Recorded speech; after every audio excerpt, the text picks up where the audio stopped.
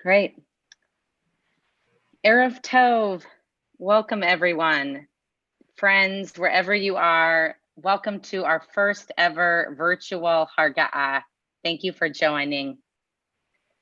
Harga'ah is a calming bedtime ritual that happens every night in camp bunks through communal stories, conversations, music, prayers, and ritual, often led by invited staff, visiting rabbis, and mentors.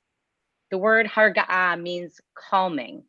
And for our camp community, it has proven to be a soothing and holy relational and reflective moment that our youth hunger for, and that our kids and our communities need now perhaps more than ever. I too yearn for those nights when I can hear the songs of Shema and Hashkivenu sung by campers with their counselors, floating out of the windows of the Bait and the Beit Bogrim into the misty ocean breeze. Our virtual Hargaot, which will be led by remarkable teens with their rabbis and mentors, and open to everyone in our wider community, family and friends, aims to continue this custom and reinforce the peer mentor relationships vital to our teens now and moving forward. I can think of no better time to kick off this special program with Ramah and USY teens than tonight. For tonight, the first night of session 1 of Kites 2020 would have been the first Harga'ah of the summer. We are here tonight because of the leadership and inspiration of so many, including our teens themselves and the Jewish Teen Education and Engagement Initiative, a project of the Jewish Community Federation and Endowment Fund with generous support from the Jim Joseph Foundation and local funders. Thank you for your unwavering support. And we are so appreciative to be partnering on this project with USY New Frontier. And with that, it's my pleasure to invite Danit Rothstein, the Director of New Frontier, USY and Kadima, to say a few words before we launch into Harga'ah Night 1.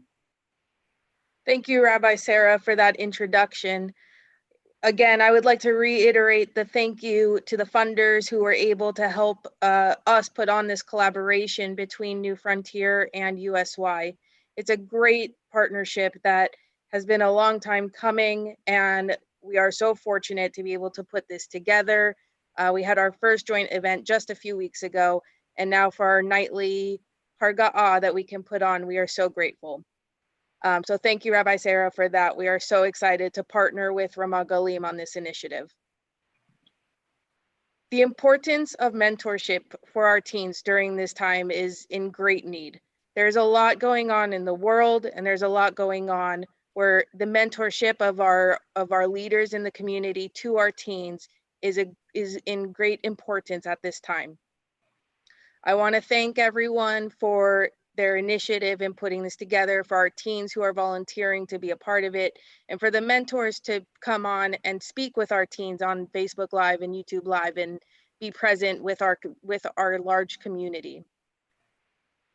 With this, the importance of mentorship is great, and we have a great start to the Harga'ah with who we have tonight. Evan Stearman will be our first teen, who is a great active member and leader in both Ramah and New Frontier, and I want to invite him here tonight. He's here, and he's going to introduce his mentor as well. Thank you. Yeah, thank you, Danit, and thank you, Sarah. Hi, everyone. As Danit said, I am Evan. I'm a rising senior, camper, and USYer. And I've been a part of both communities for multiple years. Tonight for Harga'ah, I've invited the Rosh Hashanah for Nachshonim, Avram, who's one of my personal mentors and a role model for me. Thank you so much to Rabbi Sarah and Danit, and thank you, Evan, for inviting me up for this opportunity to do Harga'ah together. we don't have fireplaces at camp, but we do have midurot bonfires midurot. So I figure we can use this opportunity to have a little midurah side chat together. I believe, Evan, you prepared a couple questions that we're gonna run through. Yes. So the first question that I have is, what's been your Ramah experience throughout your life? Great. So I grew up on the East Coast. I started off as a camper at Camp Ramah in the Poconos. I was a camper there for 7 summers, all the way through all the adult. And I went on seminar. I was also fortunate enough to do TRI, which is Ramah's Israel high school program. And after that, I was a counselor for 3 summers at Poconos. My first 2 summers, I was working with what was Poconos Bogrim, which would be our Sol Alim at Galim. And then my 3rd summer as a counselor, I was a counselor for Gesher, which is our equivalent to Nachshanim. I took a summer off, and then my last summer at Poconos, I was the Rosh Da for what would be the equivalent of our year 1 of Bogrim. And, life has a way of unfolding in unexpected ways. And I found myself on the East Coast, on the West Coast, starting rabbinical school at the Ziegler School of Rabbinic Studies. And during orientation week, Rabbi Sarah and I had a conversation about opportunities to work at Galim, and the rest is history. Since then, I've been a part of this camp, and it means the world to me. The fact that I'm able to work with everyone to put together what Nachshonim can be at Ramah Galim and what our teen programming can be throughout the year is a really special thing. So I've had a lot of experience, and it's all gotten me to where we are together right now, and that's pretty awesome. Yeah, thank you. And on the topic of transitioning through camp, what surprised you the most in going from being a camper to being at Sevet? Also a very good question. I think there's a lot of anxiety when you make that transition from being a camper to being a Sevet member. There's a lot of this feeling of, wow, my summers at camp were so amazing. How can being on staff replicate that? Can being a Sevet member really be as much fun and really be as valuable and as rewarding as it is to be a camper?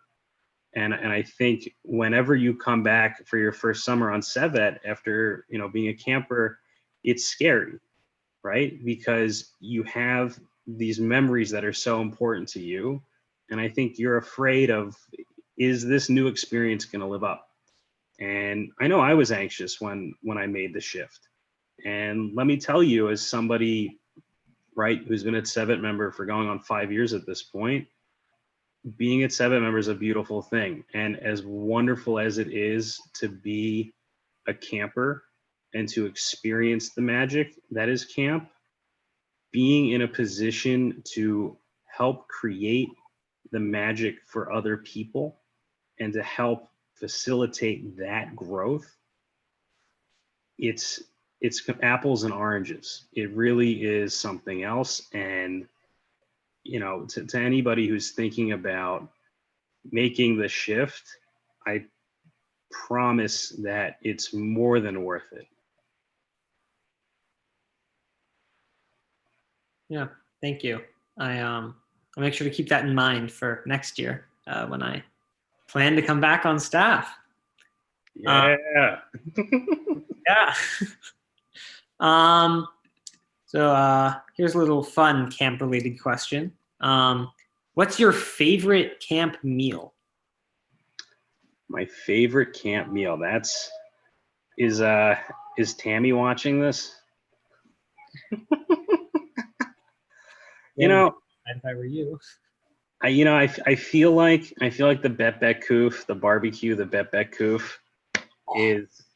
is like a solid answer, but also maybe like an easy way out. I think the classic grilled cheese and tomato soup, like regardless of how little cheese is between the bread, like the tomato soup really ties it together, And also with like the great thing about camp grilled cheese is that like one sandwich isn't really the equivalent to like a regular sandwich. So like you can have like a couple and you're good. You're good for the rest of the day. Yeah, that's definitely true. I agree. Barbecue is also one of my favorites. Not such a fan of tomato soup myself. So if what would yours be if you're not going to do the barbecue? There were no, I think actually just pancakes for breakfast. Pancakes are, yeah, just another generic answer, but they're good. Yeah, but pancakes make the world go round. I mean, you can't like any pancake is still a good pancake. Yeah, but I mean, can't pancakes just have those special feel to them? Like, it's just they're different. Yeah, it's the wonders of bulk food. It just there's a whole new flavor profile. No, you're right. There's no pancake like a camp pancake. Yeah. Actually, keeping on the topic of food, Food. if you were a dessert, any dessert, what dessert would you be? Like literally any dessert.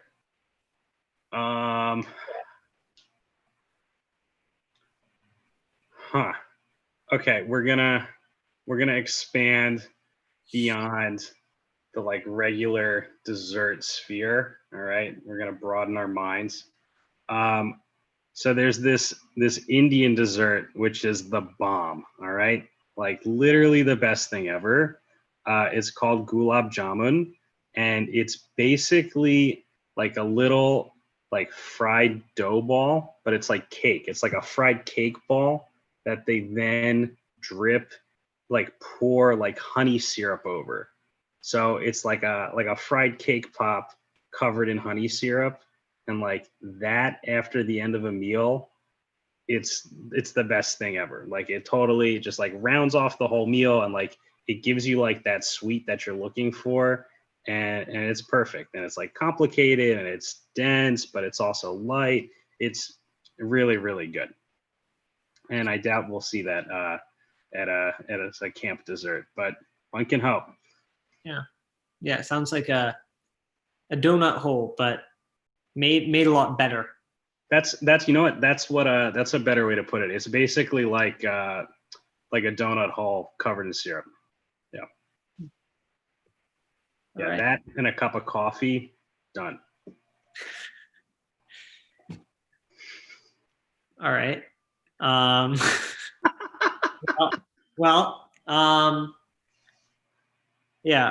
gonna go back to the more camp related topics here. Sure. What's your favorite memory from last summer at camp?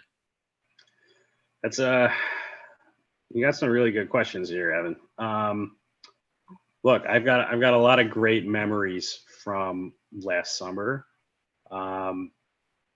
One of the moments that really sticks out to me is actually the last night of camp from the summer. Our ADA spent the entire evening together, and it was an opportunity for people to talk and ask questions and be vulnerable with each other and open with each other and honest with each other, and being in a position again to help facilitate that connection, and more than facilitate it, but to be a part of it, right? because like the beauty of camp is that not only are you helping make these experiences happen, you're a part of the experiences too. And for me, that night of being fully immersed in all of it, that's what camp is all about. And I think about that night fondly. And yeah, like that's the heart of it, in my opinion. Yeah, yeah. The last night of camp is always something special. I remember that night. I think I was the first one to fall asleep on the couch, and then I was also the last one to wake up the next morning for tefillah. I was planning to stay up the whole night, but nope, conked out by midnight, I think. Yeah, yeah. It was a long night, you know. Yes, it was a long night. Yeah. So I have one more question. Sure, let's go for it. Which is, what is your favorite Torah story? Or it doesn't have to be from the Torah, but general Jewish story. Favorite? Okay, all right. So, general Torah story or favorite Jewish story?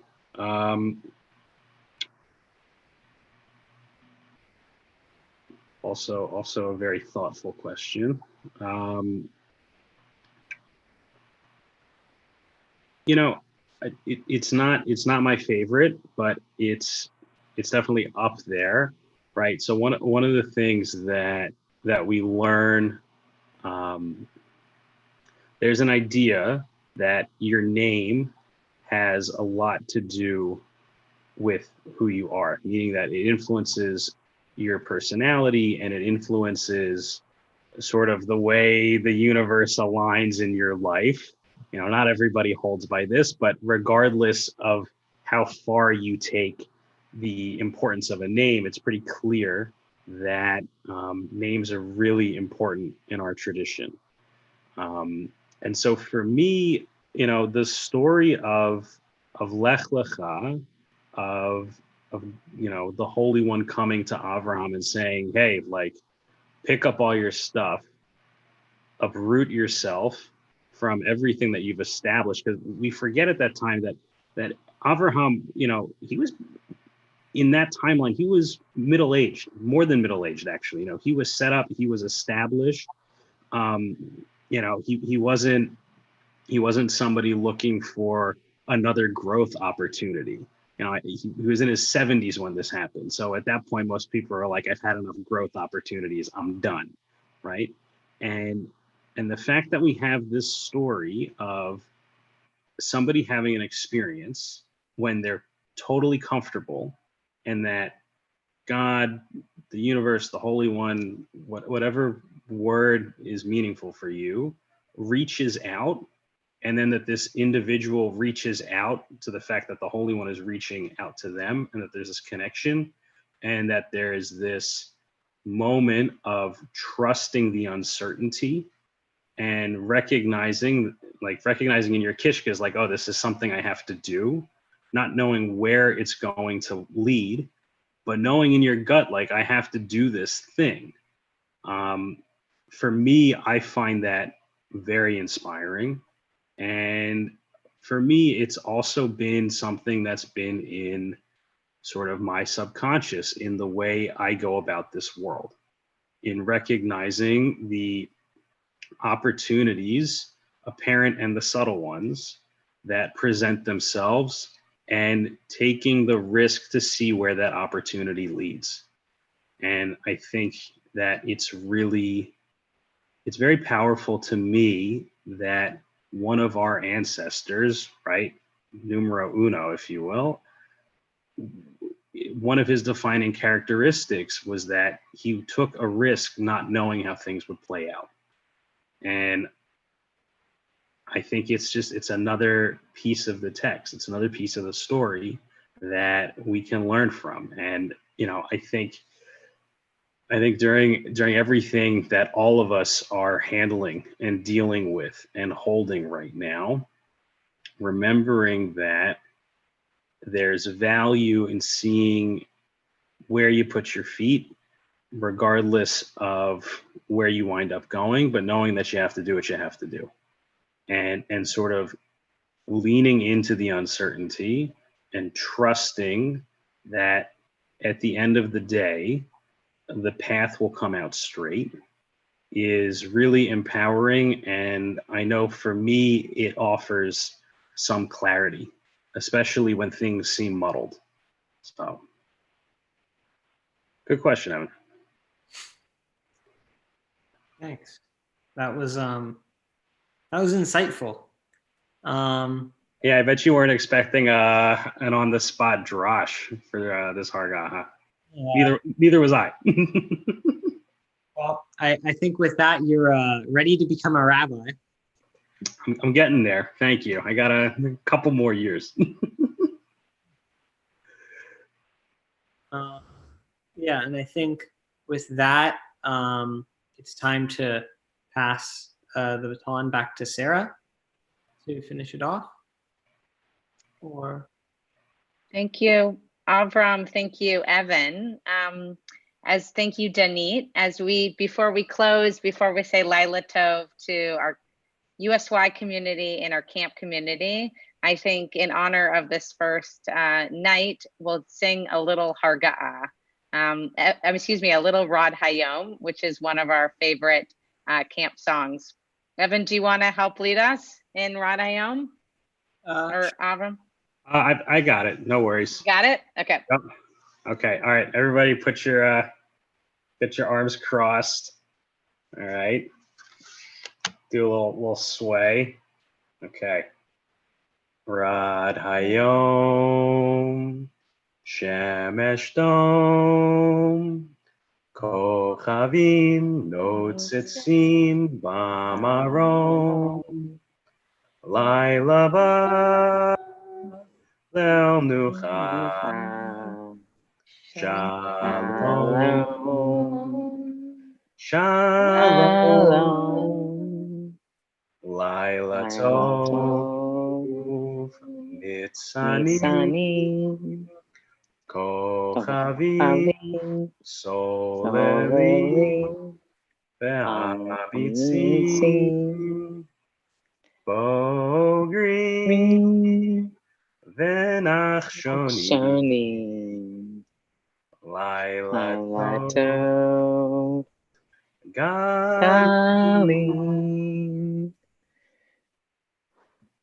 Laila Tov, everyone. Thank you for joining us tonight. We will see you tomorrow during the day and tomorrow night for more Harga'a. Thank you. Bye. Bye. you.